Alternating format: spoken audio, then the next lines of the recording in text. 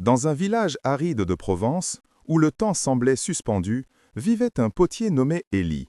Son cœur était aussi sec que la terre qu'il ne travaillait plus, et son âme portait le poids des matins sans promesse, chacun identique au précédent. Le premier soleil du matin traversait son atelier, non pas pour l'illuminer, mais pour révéler la poussière qui dansait sur les étagères vides. Chaque particule semblait se moquer de son inertie, un ballet silencieux célébrant son échec. Il regardait ses propres mains, ces outils qui avaient autrefois fait chanter l'argile. Aujourd'hui, elles lui paraissaient étranges, lourdes et inutiles. Elles étaient les témoins silencieux d'un talent qui s'était éteint, comme le feu de son four. Devant lui, un bloc d'argile attendait, mais Élie n'y voyait aucune possibilité, aucune forme à naître. Il ne percevait que le reflet de ses dettes, le miroir de son vide intérieur, une masse informe comme son propre désespoir. L'ombre du manque était sa seule compagnie, dans le silence de l'aube. C'était une voix qui ne criait pas, mais qui murmurait avec une certitude cruelle. À quoi bon essayer? Aujourd'hui sera aussi stérile qu'hier. Sa maison faisait écho à son atelier. Le pain sur la table était dur, le silence était lourd. La pénurie n'était pas seulement sur ses étagères, elle s'était infiltrée dans les murs, dans l'air qu'il respirait, empoisonnant chaque instant. Ainsi, chaque journée commençait non pas par une prière ou un espoir, mais par un soupir. C'était le son de la reddition, l'acceptation d'une défaite avant même que la première bataille ne soit livrée. Son esprit était un champ de bataille où il avait déjà perdu. Élie ne souffrait pas seulement d'un manque de commandes ou de pièces, sa véritable crise était une faillite de l'esprit. La foi qui guidait autrefois ses mains, la confiance qui transformait la boue en beauté, s'était évaporée. Incapable de supporter plus longtemps le silence accusateur de son atelier, Élie se mit à marcher. Ses pas n'avaient pas de destination, il fuyait simplement le vide qu'il laissait derrière lui, un vide qui menaçait de l'engloutir tout entier. Sa déambulation le mena aux abords du village, là où un vieil olivier offrait son ombre noueuse à la terre assoiffée. Sous ses branches, assis sur une simple pierre, se tenait un homme dont la quiétude semblait faire partie du paysage lui-même. C'était le rabbin Isaac. Ses yeux ne jugeaient pas, ils contenaient la clarté sereine du désert après une pluie rare. Il n'avait pas besoin de parler pour que l'on sente la profondeur de la paix qui l'habitait. Le rabbin leva lentement les yeux et vit Élie, une silhouette courbée par un fardeau invisible. Sans un mot, d'un simple mouvement de la main, il l'invita à partager l'ombre et le silence. Élie hésita. Que pouvait lui offrir un vieil homme assis sous un arbre? Pourtant, cette invitation silencieuse était plus puissante que n'importe quel discours. Il s'approcha et s'assit sur l'herbe sèche, à quelques pas du maître. Le silence s'installa entre eux, non pas lourd, mais apaisant. Puis, la voix du rabbin, douce comme le bruissement des feuilles, rompit le charme. « L'argile sur tes mains, te semble-t-elle plus lourde que la montagne ?» La question, simple et directe, frappa Élie au plus profond de son être. Elle ne parlait pas de dette ou de commande, mais de son âme. Elle reconnaissait le poids qu'il portait, la véritable source de sa paralysie. Voyant le trouble dans les yeux du potier, le rabbin ne proposa aucune solution facile, aucune pièce de monnaie. Il offrait quelque chose de bien plus précieux, la promesse d'un chemin. « Je ne peux pas remplir tes étagères, dit le rabbin Isaac, mais je peux t'enseigner comment remplir ton esprit, car c'est l'abondance intérieure qui façonne le monde extérieur, et non l'inverse. » Élie leva la tête, une lueur d'intérêt perçant enfin le voile de son désespoir. Le rabbin lui promit de lui enseigner les attitudes qui construisent le monde intérieur avant d'ériger le monde extérieur. La première graine venait d'être plantée. La première clé, dit le sage, est la plus simple, car elle ne demande ni argile ni force, mais seulement une intention. Elle se trouve non pas dans ton atelier, mais dans ton lit, dans l'instant même où la conscience te revient. Le rabbin Isaac expliqua que la bataille de la journée se gagne ou se perd sur le champ du premier instant.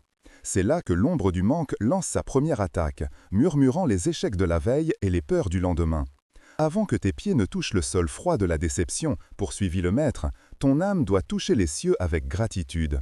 Avant de te souvenir de ce que tu n'as pas, tu dois remercier pour ce qui t'a été rendu, ton souffle, ta conscience. Il se pencha légèrement vers Élie, sa voix devenant un murmure confidentiel. Chaque matin, avant toute autre chose, tu prononceras les mots que nos pères ont prononcés. Tu diras « Modé ani lefanecha ». Je te rends grâce devant toi, traduisit doucement le rabbin. C'est une reconnaissance que ton âme, qui a quitté ton corps durant la nuit, t'a été fidèlement restituée. C'est le premier acte de foi de la journée. Cet acte, expliqua-t-il, ne change pas le monde extérieur instantanément, il ne remplit pas les étagères et ne paie pas les dettes. Mais il accomplit quelque chose de bien plus fondamental. Il réaligne le monde intérieur.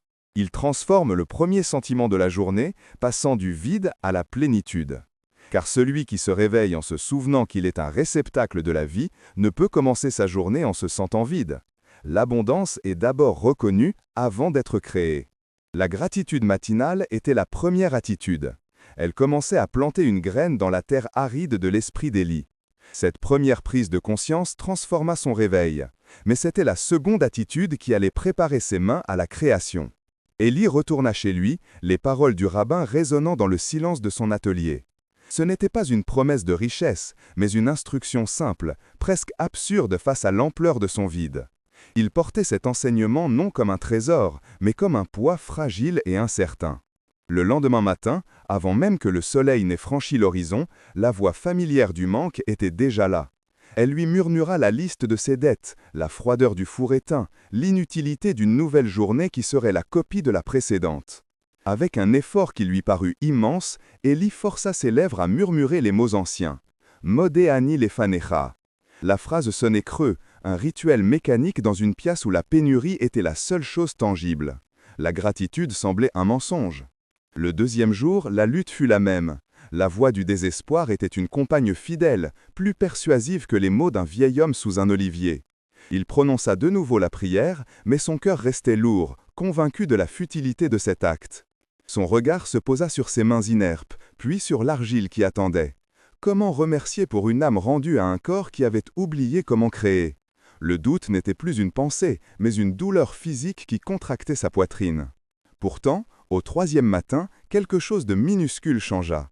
Alors qu'il prononçait les mots pour la troisième fois, son regard capta une nuance de pourpre dans le ciel naissant. C'était un détail qu'il n'avait pas remarqué depuis des années, aveuglé par son tourment intérieur. Ce n'était pas un miracle, ni une révélation soudaine. C'était simplement une fissure, une brèche infime dans la forteresse de son désespoir. Pendant un instant, le monde extérieur était plus réel que la prison qu'il avait construite dans son esprit. Cette petite victoire ne changea rien à sa réalité matérielle, mais elle prouvait qu'une autre conscience était possible. La gratitude avait ouvert une fenêtre.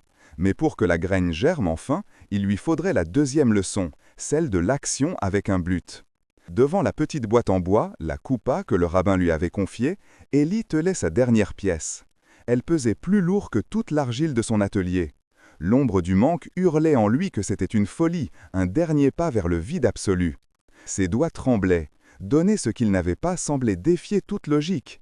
Mais les paroles du maître résonnaient. Car ce commandement est tout près de toi, dans ta bouche et dans ton cœur, pour que tu le mettes en pratique. Fermant les yeux, il laissa tomber la pièce. Le son métallique heurtant le fond de la boîte en bois ne fut pas un bruit de perte. Ce fut un écho clair et pur, une note de musique dans le silence oppressant de son atelier. À cet instant précis, une digue se rompit en lui. La tyrannie du manque qui avait enchaîné son âme pendant des années se brisa net. En donnant, il n'avait pas perdu, il venait d'affirmer qu'il possédait assez pour partager. Une vague de gratitude chaude et sincère l'inonda.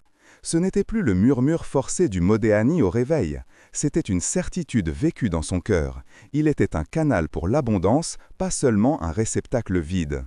Il se tourna vers le bloc d'argile. Ses mains, purifiées et désormais guidées par un esprit libéré, ne lui semblaient plus étrangères. Elles dansaient sur la terre humide avec une intention et une joie qu'il croyait avoir perdues à jamais. Sous ses doigts naquit une poterie d'une beauté simple et profonde. Elle ne portait pas la marque de l'effort, mais l'empreinte de la paix. Chaque courbe semblait chanter un hymne silencieux à la plénitude retrouvée. Le jour même, un marchand de passage vit la pièce. Il fut saisi non par sa technique, mais par l'âme qui s'en dégageait. Il l'acheta pour un prix qu'Élie n'avait jamais osé espérer, validant la sagesse du maître.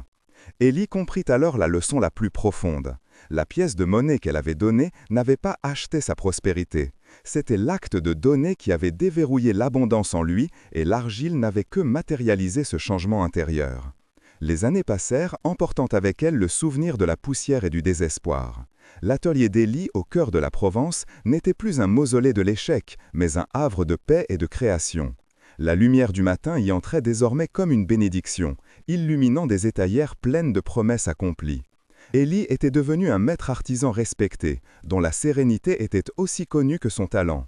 Sa prospérité n'était pas ostentatoire, mais douce et constante, comme le murmure d'un ruisseau. Les gens ne venaient pas seulement acheter ses poteries, ils venaient chercher un fragment de la paix qui émanait de chaque pièce. Il enseignait désormais aux jeunes apprentis. Mais ces leçons dépassaient largement la technique du tour. Il leur apprenait que pour façonner l'argile avec justesse, il fallait d'abord avoir façonné son propre esprit, dans le silence sacré des premières lueurs du jour. La véritable richesse, leur disait-il souvent, n'est pas ce que l'on accumule à la fin de la journée, c'est la conscience avec laquelle on la commence. L'abondance n'est pas une destination, mais le point de départ que l'on choisit chaque matin. Sa vie était devenue le témoignage vivant de cette sagesse. La gratitude pour l'âme rendue, la purification des mains pour l'action juste et l'acte de donner avant même de chercher à recevoir, ces trois attitudes étaient les piliers invisibles de son monde visible. Élie avait compris que le manque n'était qu'une ombre projetée par un esprit tourné vers l'extérieur. La véritable source de toute création et de toute prospérité se trouvait à l'intérieur, dans l'architecture spirituelle que l'on bâtit avant même que le soleil ne se lève. Combien de fois regardons-nous au dehors, cherchant la solution à nos vides, alors que les fondations de notre plénitude ne peuvent être construites qu'à l'intérieur? Si cette parabole a touché votre cœur, partagez cette étincelle de sagesse. Aimez et commentez la leçon qui résonne le plus en vous.